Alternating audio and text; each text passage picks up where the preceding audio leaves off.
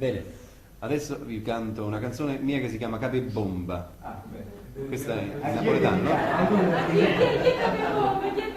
Per me può essere pure lui, guarda. Questa è la storia di un ragazzo che è nato con la capa grossa, insomma, e da piccolino lo sfragoliavano sempre, chiamavano Capibomba, no? Il fatto della barzelletta, no? E questo qui non ha avuto mai il coraggio di reagire, ha aspettato che la sua testa diventasse grande e di questi tempi diventasse una bomba di moda, no? Poi una bomba H, adesso lo dico, poi seguirete la canzone, si vendica nella maniera che sentirete, no? Dunque.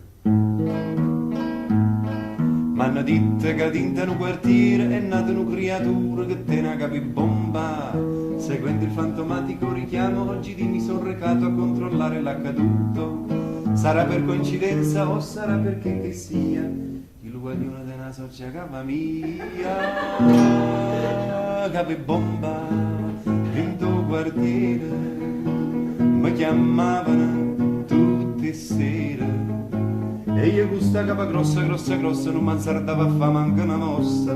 Ma votava e mi girava, mi cuccava e mi suseva, mi scettava e non nasceva, poi non mi sentia chiamare. Capibomba dentro quartiere, puntualmente tutte sere. Oh, quant'anni sono passati, e così in vecchie pensieri, che sta capa è addormentata, bomba H.